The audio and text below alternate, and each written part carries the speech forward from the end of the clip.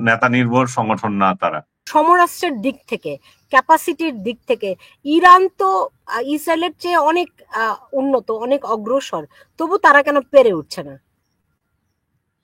না, তারা অগ্রসর হলো। আপনি যদি খেয়াল করেন, তাদের প্রথম রাতেই তো তাদেরকে যেভাবে আক্রমণ করা হয়েছে সেটা হচ্ছে যে বিমান দিয়ে করা হয়েছে, যুদ্ধ বিমানগুলো তো এত বেশি তাদের ইসরায়েলের। আর ইরানের তো ওই ক্ষেত্রে কিছু নাই। ইসরায়েল ইরান যেগুলো করছে সেটা হচ্ছে দূরপাল্লার মিসাইল মারছে, এবং সেটাই তাদের এখনো পর্যন্ত বড় শক্তি। আর তাদের এয়ারবেস তো কমপ্লিট ধ্বংস বলা যাবে না, বা ধ্বংসের মুখোমুখি।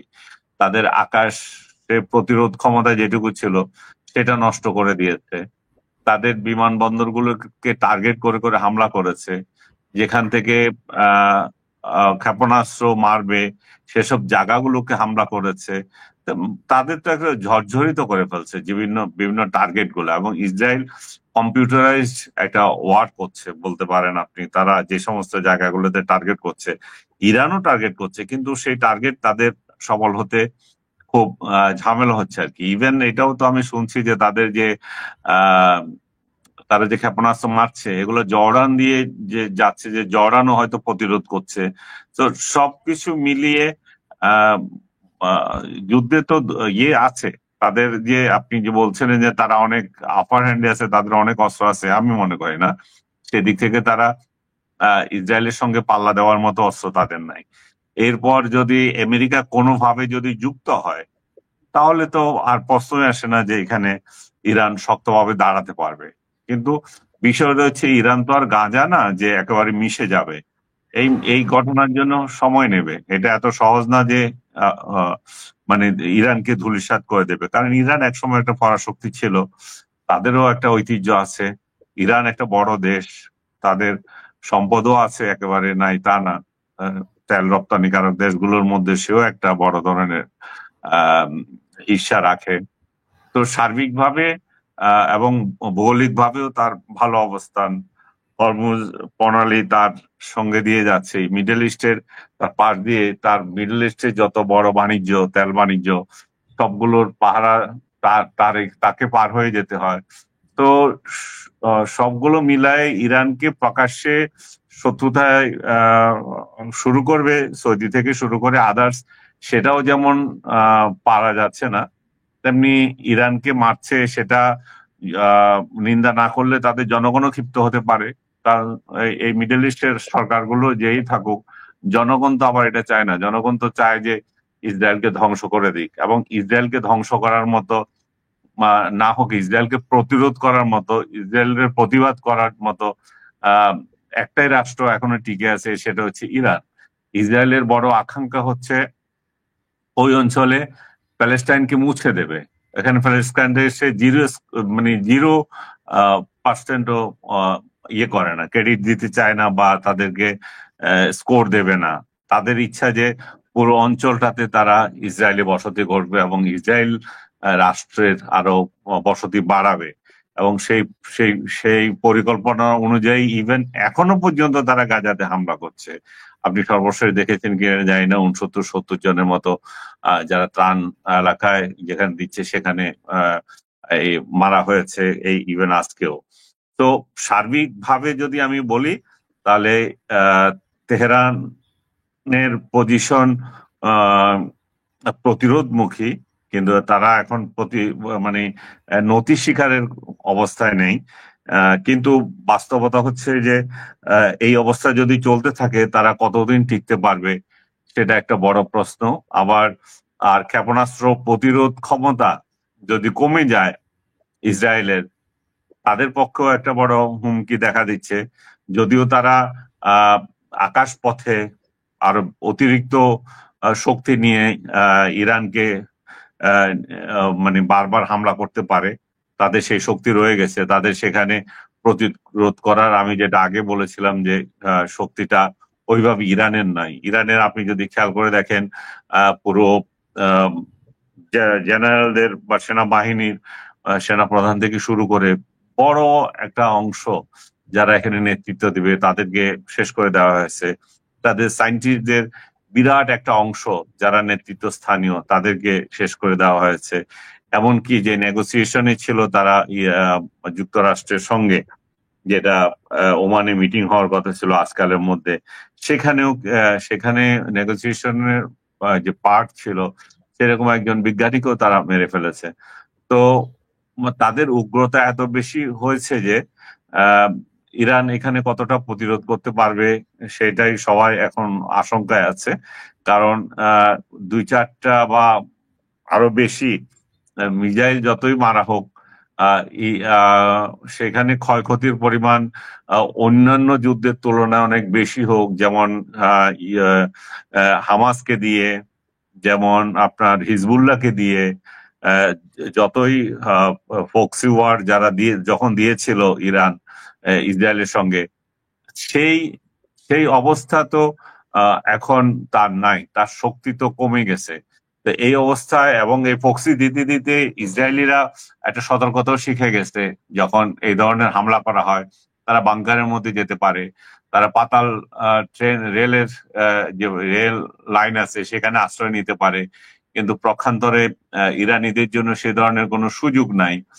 তো সার মানে বলতে গেলে এই এক মানে এক ধরনের একতরফাই এখনো পর্যন্ত। আমি বলবো যে অনেকে হয়তো বলবে যে না না, ইরান ভালোভাবে প্রতিরোধ করছে। হ্যাঁ, প্রতিরোধ করছে, প্রতিরোধ যে কম করছে তা না, মনোবলও তাদের যথেষ্ট আছে। তাদের সর্বোচ্চ নেতা তো এর মধ্যে বললেন যে তারা নতি স্বীকার করবে না, এবং ট্রাম্প বারবার বলছে যে তারা তাদেরকে একটা বসাবে, তারা আত্মসমর্পণ করবে।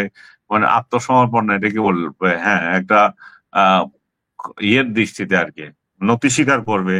তো এরা তো বলছে না, আমরা নতি স্বীকার করব না। এবং তাদের যে রিজিম, আপনি আজকে হেডলাইন দিয়েছেন যে রিজিম চেঞ্জের সম্ভাবনা, মানে পতনের মুখে খোমেনি রিজিম, আমি সেটা বিশ্বাস করি না। এখনো পর্যন্ত খোমেনি রিজিম যে পতন হবে সেটার কোনো লক্ষণ নেই, দুইটা কারণে নেই। একটা হচ্ছে খোমেনি যে রিজিম, সেটা খোমেনি চলে গেলেও কিছু আসে যায় না, এটা একটা ধারাবাহিকতা। যেমন তাদের 20 জন বড় বড় নেতা চলে গেছে, এটা নেতা নির্ভর সংগঠন না। তাদের অভ্যন্তরের কোনো বৈরোধ নাই, কারণ তাদের কোনো বিরোধী দল নাই, তারা এক দলীয় সরকার চালায়, বিরোধীরা দেশের বাইরে আছে। ওখানে খমেনি যখন ক্ষমতায় আসলেন 79 হুম, সালের দিকে, তাই না? তখন হুম। আমেরিকা তাদেরকে সমর্থন দিয়েছিল। তো এখন আমেরিকা ধরেন বিভিন্ন সময় এভাবে করে রেজিম বদলায়। খামেনি তো ক্ষমতায় আসার কথা ছিল না, তারা যেমন করি হোক বামপন্থীদের সঙ্গে নিয়ে, এমন অনেকটা বাংলাদেশে যেরকম যে উগ্র উগ্রপন্থী ধর্মীয় গোষ্ঠীগুলো তারা বামপন্থীদের সঙ্গে মিলেমিশে তারা বাংলাদেশে একটা পরিবর্তন নিয়ে আসলো। ইরানে অনেকটা বলা হয় যে ইরানের মডেলটা অনেকটা এরকমই। তো ইরানে বামপন্থীদের একদম ঢালাও ভাবে ফাঁসি দেওয়া হয়েছে, আপনি জানেন। তো সেই 79 সালের পরে তারা যেভাবে করে শক্তপোক্ত হয়ে বসেছে, আজকে আমেরিকা তাদের উপর থেকে যেভাবে করে সমর্থন প্রত্যাহার করে নিয়েছে এবং বরং পাল্টা তাদেরকে এই খামেনি শাসনের অবসান তারা চাচ্ছে, এটা তো স্পষ্টতই। না, আপনি একটু ভুল তথ্য দিচ্ছেন এখানে। ওরা হুম। কিন্তু এই যে রিজিম চেঞ্জ কিন্তু তারা সমর্থন করেনি, বরং তাদের পালিত সরকারকে তাড়িয়েই কিন্তু ইরানে আধ্যাত্মিক নেতা আয়াতুল্লাহ খমেনির নেতৃত্বে যে ইসলামিক বিপ্লবের সূচনা হয়েছিল, এবং সেখানে এই বর্তমান সরকার যারা আছে তারা সেখানে প্রতিস্থাপন করা হয়েছিল। সেখানে এটা মার্কিনদের বিরুদ্ধেই ছিল পুরোটাই। না আর না না না না।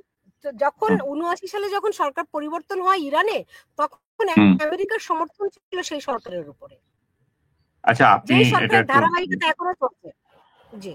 না আপনি আপনি আরে এই যাই হোক, যাই হোক এইখানে না কেন, বিরোধ আছে, আপনি যেমন দেখেন ধরেন রেজাল্টটাও। একসময় লাদেনকে তারা একসময় লাদেনকে তারা সৃষ্টি করেছিল, পরে সেই লাদেনকে তারাই আবার হত্যা করেছে, উৎখাত করেছে না, বিভিন্ন সেটা দেশে। ঠিক আছে, সেগুলো ঠিক আছে, বিভিন্ন দেশে বাট আমরা রেজাল্টটা দেখি তাদেরকে ক্ষমতায় নিয়ে আসে, পরে আবার তাদেরকে উৎখাতের জন্য সক্রিয় তারাই আবার হয়। যেমন হতে পারে সেটা। ইরাকের প্রেসিডেন্ট সাদ্দাম হোসেনকে একসময় পেলে পুষে হৃষ্টপুষ্ট তারাই করেছে, আবার তারাই তাকে উৎখাত করেছে, রাইট?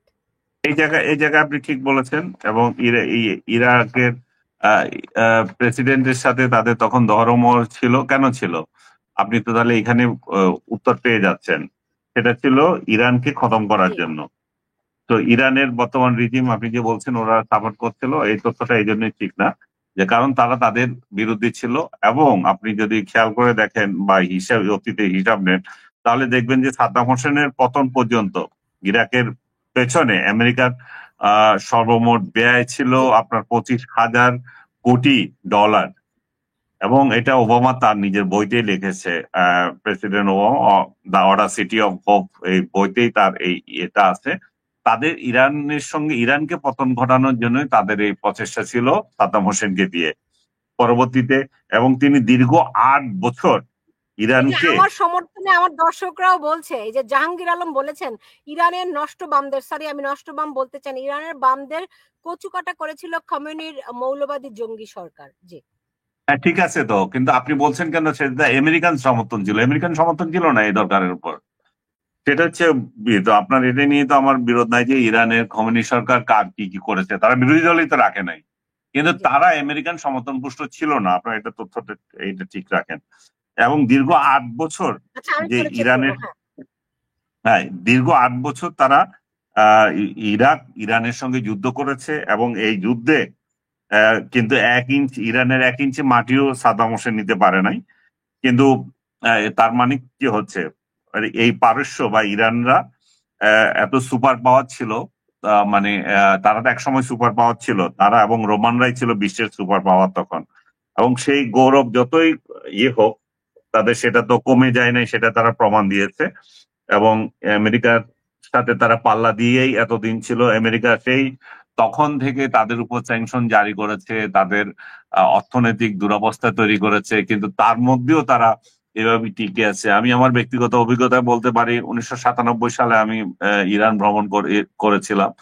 তখনও দেখেছি যে তাদের স্যাংশন এই খুবই ভালোভাবেই জারি আছে, এবং জনগণ দুর্ভোগ ভোগ করছিল, টাকার মান কমে গিয়েছিল, মানে খুবই ছিল। আজকের দিনে তো সেটা আরো খারাপ অবস্থায় গিয়েছিল। এবং তখনও আমরা শুনতে পেয়েছি যে ইরান এই নিউক্লিয়ার পাওয়ার নিয়ে কাজ করছে, এবং তারা বোমা তৈরির জন্য একটা চেষ্টা চালাচ্ছে। কিন্তু ইরান বারবার বলছে যে আমাদের এই কর্মসূচি হচ্ছে শান্তিপূর্ণ, এবং আমরা সেটা আমাদের বিদ্যুৎ এবং জ্বালানি অন্যান্য খাতে ব্যয় করতে চাই। আমাকেও নিয়ে গিয়েছিল অন্যান্য বিদেশি সাংবাদিকদের সঙ্গে, আপনার ইস্পাহানে গিয়েছিলাম আমরা, সেখান থেকে আরো একটা সিটিতে গিয়েছিলাম, কোম বা অন্য কোনো একটা শহর, আমি এই মুহূর্তে নাম মনে করতে পারছি না।